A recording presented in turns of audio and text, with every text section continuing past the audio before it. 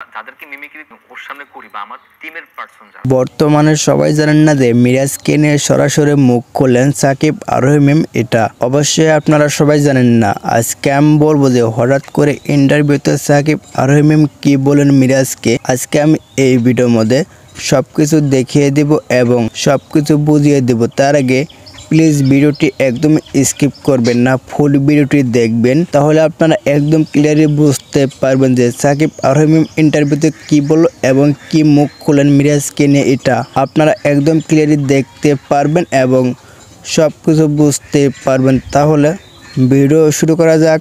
সবাই বর্তমানে জানেন যে মিরাজ আর আরোহী মিম কুলি অনেক ভালো জুড়েছিলেন। এটা তো অবশ্যই আপনারা সবাই জানেন। সাকিব সিদ্দিক কুলির সত্রাম করে মিরাজ আরোহী মিম জুড়িটা ভেঙে দেয়। এটাও তো অবশ্যই আপনারা সবাই জানেন। আজকে আমি বলবো যে কী বলেন হঠাৎ করে সাকিব আরোহী মিম ইন্টারভিউতে, এটা আমরা এখন দেখব। তারপর আমরা বলবো যে এই কথা কিসের জন্য বলেছে এবং কেন বলেছে, এটা আমরা পরবর্তীতে বলে দেবো। তাহলে একটু দেখতে থাকুন যে ইন্টারভিউতে কি বলতে সাকিব আরোহী মিম, তাহলে একটু দেখতে থাকুন। কিছুই পারে মানে টেকনিশিয়ান তাদেরকে তো হয়তো আপনি চিনবেন। সবাই তো দেখতে পারলেন যে সাকিব আরোহী মিম ইন্টারভিউতে কি বললেন। এটা তো আপনারা সবাই দেখতে পারেন। সবার সামনে বলে দিল যে মিরাজ খান একটা স্বার্থপর মানুষ। এটা একদম সবার সামনে বলে দিল। এটা তো আপনারা সবাই দেখতে পারলেন। বর্তমানে সবাই জানছিলেন যে মিরাজ আরোহী মিম কুলে 4টা বছর প্রেম করছিল। এটা তো অবশ্যই আপনারা সবাই জানেন। সাকিব সিদ্দিকের কারণে করলে মিরাজ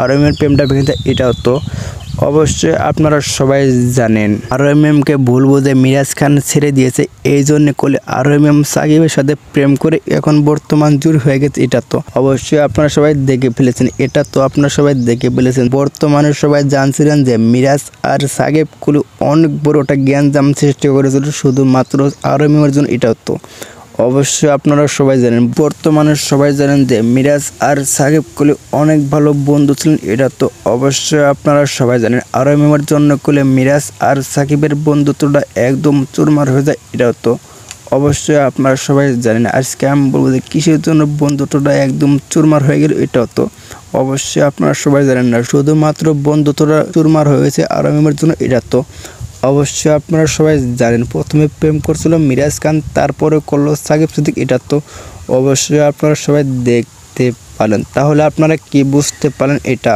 অবশ্যই আপনারা কমেন্ট বক্সে জানিয়ে দেবেন। সবাই তো দেখতে পারেন যে সাকিব সিদ্দিক আর আরোহী মিম কী বললো ইন্টারভিউতে মিরাজকে। এটা তো আপনারা সবাই দেখতে পারলেন এবং সব কিছু বুঝতে পারলেন। বাই দ্য বাই, যদি ভিডিওটি ভালো লাগে অবশ্যই লাইক কমেন্ট শেয়ার করে চ্যানেলটা সাবস্ক্রাইব করে পাশে থাকবেন নেক্সট আপডেট পেতে।